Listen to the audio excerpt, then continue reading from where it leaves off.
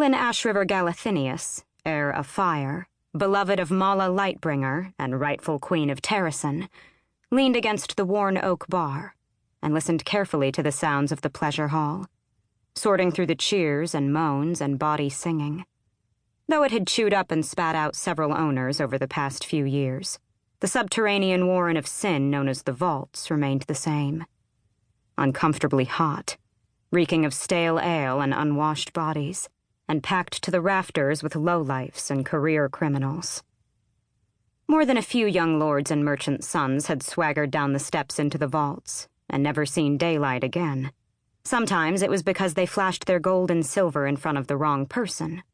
Sometimes it was because they were vain or drunk enough to think they could jump into the fighting pits and walk out alive. Sometimes they mishandled one of the women for hire in the alcoves flanking the cavernous space, and learned the hard way about which people the owners of the vaults really valued. Aelin sipped from the mug of ale the sweating barkeep had slid her moments before. Watery and cheap, but at least it was cold. Above the tang of filthy bodies, the scent of roasting meat and garlic floated to her. Her stomach grumbled, but she wasn't stupid enough to order food.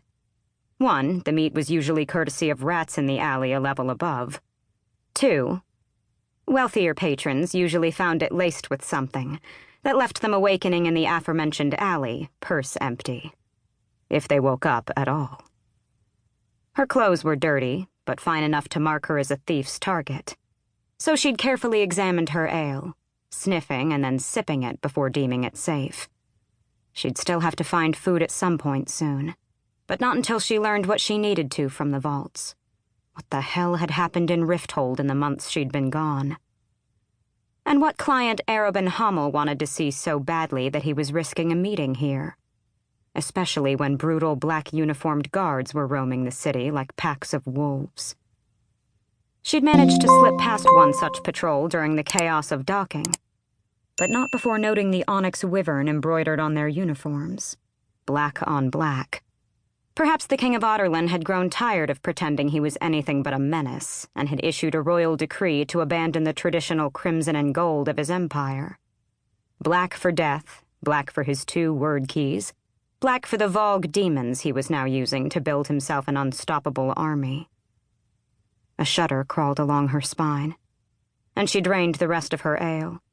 As she set down the mug, her auburn hair shifted and caught the light of the wrought iron chandeliers. She'd hurried from the docks to the riverside shadow market, where anyone could find anything they wanted, rare or contraband or commonplace, and purchased a brick of dye. She'd paid the merchant an extra piece of silver to use the small room in the back of the shop, to dye her hair, still short enough to brush just below her collarbones.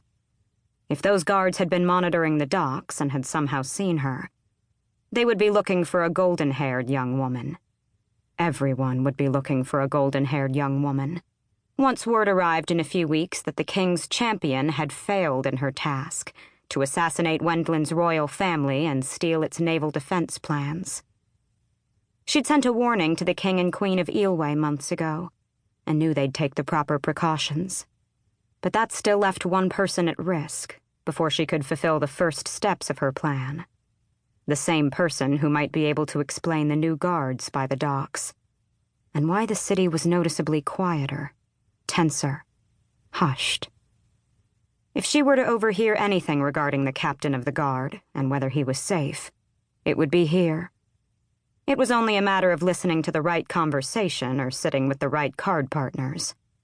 What a fortunate coincidence, then, that she'd spotted Tern, one of Arobin's favored assassins, buying the latest dose of his preferred poison at the Shadow Market.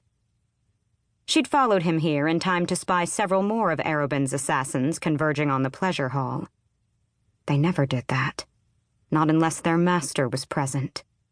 Usually only when Arobin was taking a meeting with someone very, very important or dangerous.